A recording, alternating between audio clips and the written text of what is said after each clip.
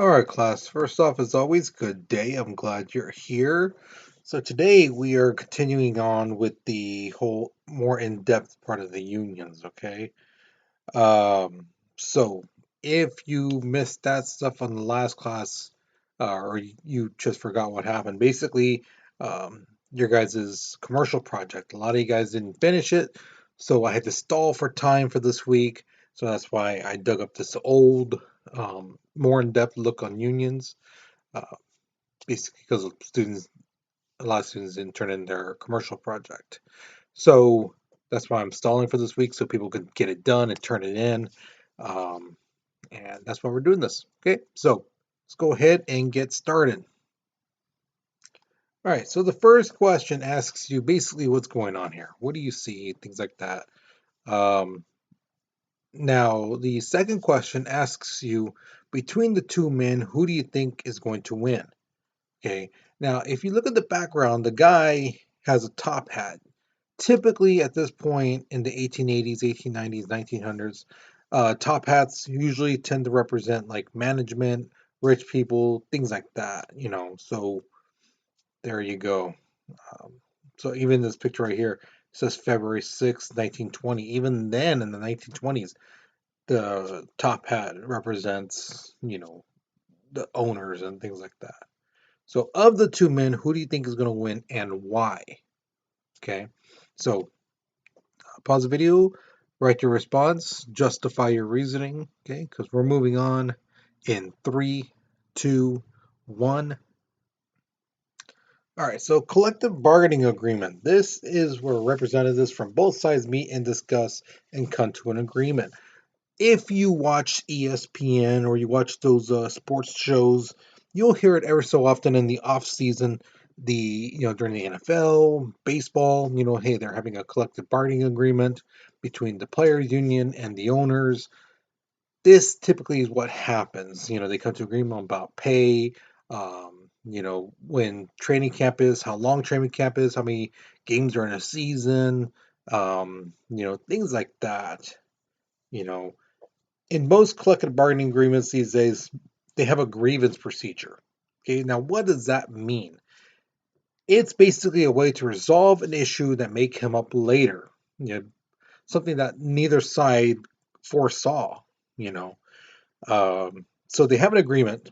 Okay, so think of it like this: if you and your siblings have an agreement on which chores you guys are going to do at your house.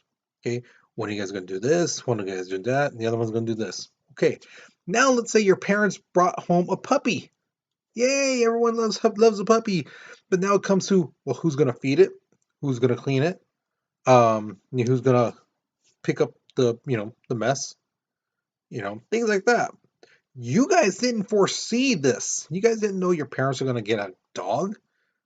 So that's what they mean. So without breaking the agreement, the original agreement, this grievance procedure is a way for them to kind of discuss what to do without breaking that whole agreement. It's kind of like, again, they didn't foresee it, neither side did. And now that this problem has come up, let's agree, let's come to an agreement on how we're going to do this. Okay. Again, now this is done because both sides cannot anticipate future things. Again, if people could predict the future, they'd be, playing the lottery, you know. Now, there is also other ways for to solve negotiation problems. There is mediation, arbitration, fact finding, and the last one is two things, but basically combined it. It's the injunction and seizures. Okay, so let's go ahead and start talking about those. But first, a question. All right. The first question is there anyone you know who has four or more of these quality traits? Okay, so think about it. Okay, I want you to think about, you know, all the people you know, and when it comes to these four things, speaking, composure, presentation, negotiations, if they have four or more of these things, okay? So when it comes to speaking, they speak clearly. Okay, they stay on topic without getting sidetracked too much. They make the person they talk to feel like, hey, there's a possibility that we can come to an agreement. Instead of someone being stubborn and like, nope, nope, my way or the highway. Nope, my way or nothing at all. You can't negotiate. You can't talk to somebody like that. So somebody who's not like that, somebody who makes the other person feel like, hey, we can come to an agreement. Someone who use educated vocabulary, so no, oh, fool, oh, MF, or oh, SOB, this and that. None of that type of talk. Okay. Somebody, when it comes to composure, someone who keeps their cool all the time. Someone who's kind and calm, but yet serious at the same time. That's a thin line, how to do that. But some people do it very well. Can stay in an argument even when things aren't going well, you know, and they don't panic when things are really not going very well. When it comes to presentation, someone who knows how to, hey, show some flair, show some style, pizzazz, things like that. Um, they don't threaten with their looks or their words. When they have a discussion, they use logical responses to any questions. And if there is something that comes up really quickly, they're quick on their feet. They know how to respond quickly and without, being flustered when, no, none of that. And lastly, negotiation skill does not take the first offer, knows when to ask for more, but also knows, hey, I've reached my limit, you know. And they don't ask for the impossible like some students who say, what 2 pieces of paper do I need to do to pass your class for the semester? 2 papers? For a whole semester? Believe me, I've had those students. So hopefully through that whole thing, you at least thought of somebody that may have 4 or more of these traits. If you do, awesome. Here's my question to you. Who are they, and would you trust them to represent you? Let's say your life's on the line, and they got to make an argument for you. Do you trust that person enough to save your life? Okay. If you can't think of anybody, you're like, oh man, I know somebody, but they only got like 3 of those traits. Okay. Well, tell me, um, who would you pick to represent you and why? Okay. What qualities does that person have? So it could be somebody who's, um, you don't really know. You heard about them, but you don't really know them, not personally, or even a fictional character, somebody from a movie or book or TV show or something. Somebody you're like, man, if that person was real in life, I would want them to speak for me, man, because that person has those traits. Okay, so think about it, write your response. Okay, because we're moving on in 3, 2, 1. All right, so mediation. This is when a third party comes in to help settle a dispute. Typically, these guys are used during like divorce hearings and things like that. Um, their main focus is to find a solution that both groups can agree on. Neither side is going to get exactly what they want, and neither side is going to be completely happy. Okay, but they're trying to find that equal, for both sides, so where um, both sides are not, feeling like, hey, that other person got to take advantage of me and things like that. No, no. You both didn't win completely. You both didn't lose completely either. You guys are somewhere in the middle. The thing with this is the person who's a mediator, they have to be completely unbiased, meaning they can't take either side and they can't put their personal feelings into it. Now that's a hard thing. It's easy to say, "Oh, I could do that. I can," but think of it like this, because I had a family member who was a mediator. Um, Imagine you're taking notes. You're hearing this person out, this and that. You're taking notes, and this person starts yelling at you, calling you an SOB. They're calling you all kinds of names, saying stuff about your mom, your kids, your boyfriend, girlfriend, whomever. And let's say they spit on your notes. You're writing your notes down, and they just right on it. You might be like, "Oh, you know what, fool, let's do this." Right? A mediator cannot feel that way. Or even be like, you know what? I'm gonna keep my cool. I'm gonna keep my cool, but I'm gonna make sure that that other person gets what they want. You can't do that. You cannot do that. As much as you would want to so bad to be like, you know what, I'll get you. Don't worry, I got you. I'll get you right back. Make sure the other person get what they want. You can't do it. Okay. The next one is arbitration. This is an agreement by both sides to put their differences before a third party, and whatever decision they come up with is final. Now, typically, this is done by companies when they want to deal directly with customers without whatever the problem is going to court. Because I don't know if you guys know this or not, but if something goes to court, whatever is said in court, it becomes public knowledge. So let's say somebody gets sick from eating something at a restaurant, and it's because of some chemicals that were used in the meat. Okay, that company would more likely go through arbitration to come to an agreement. So that way, the company doesn't go to court, and it's not said in court what that chemical is. Okay, because if that's what happens, then it becomes public knowledge, and people might be like, "Oh my God, they put that chemical in that food. Ugh, I'm never eating there again." Whereas in arbitration, it's done, sealed, things like that. Now, I did have a student who said, "Oh, I would do that. I would get the money and then tell people."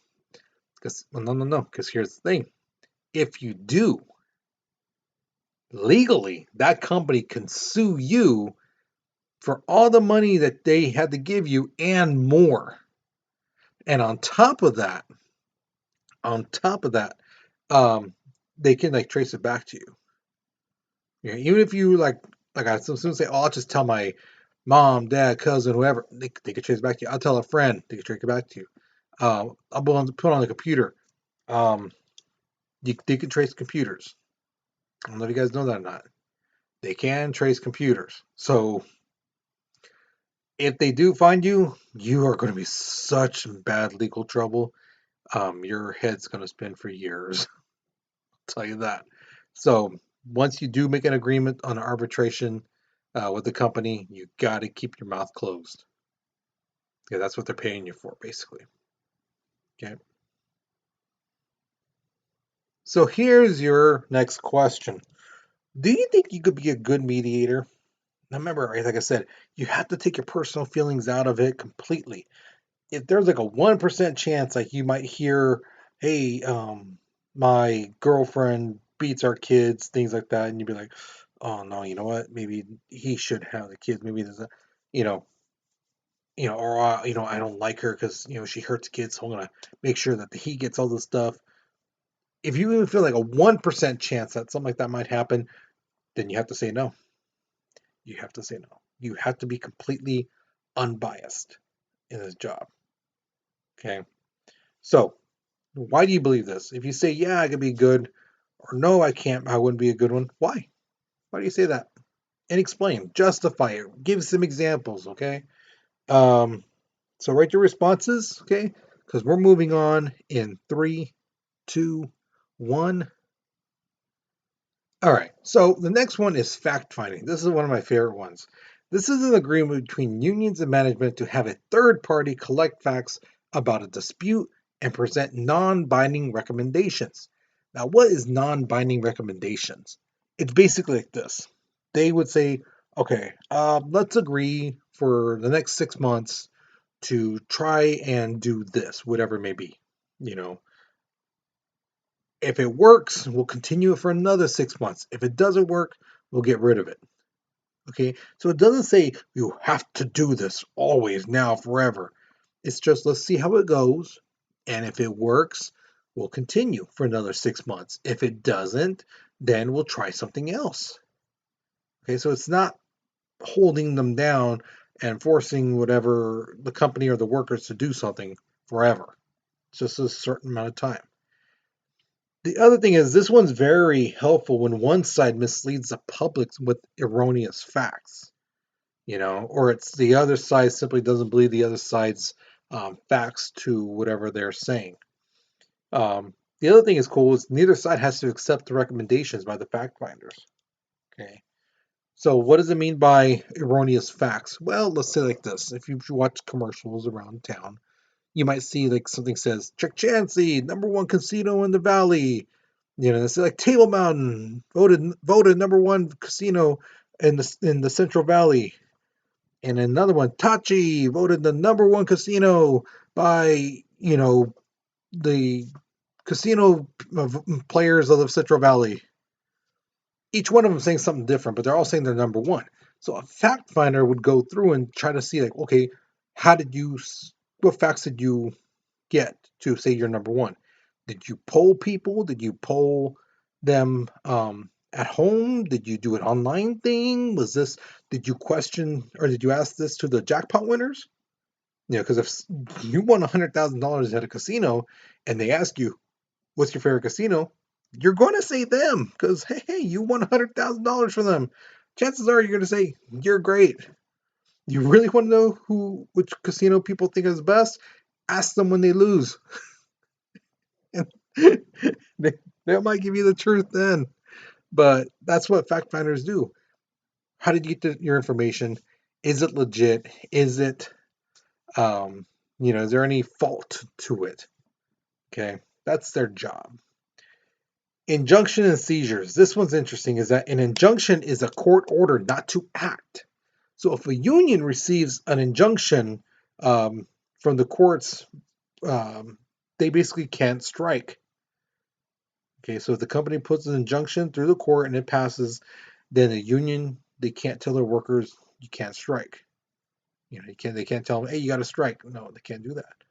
Also, on the flip side, if a company gets an injunction from the courts, they can't lock out workers. They can't say, well, we're gonna fire you all and hire new people, things like that.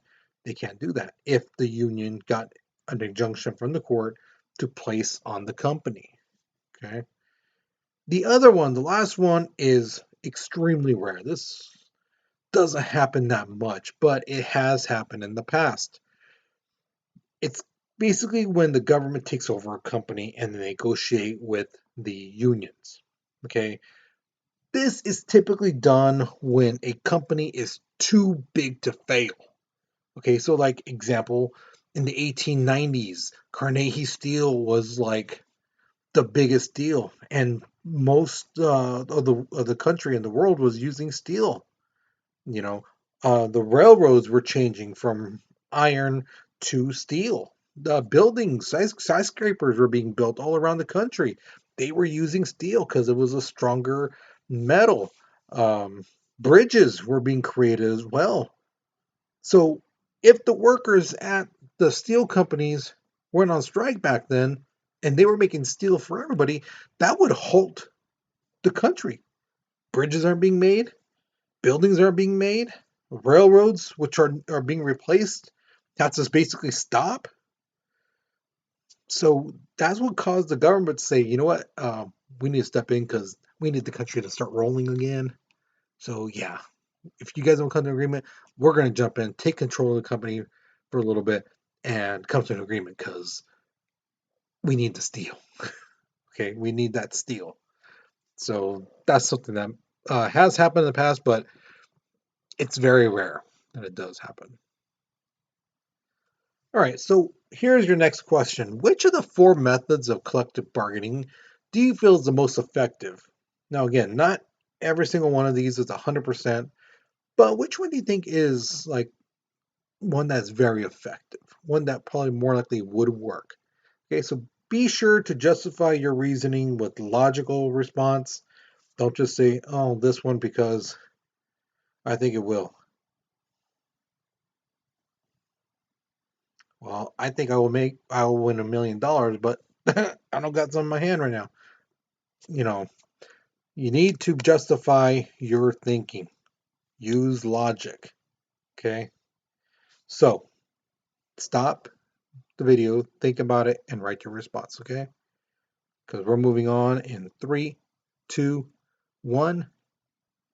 All right. And I forgot again that there is no exit ticket on this one. All right. So once you're finished with this question, that's it. All right. You guys are done with this lesson.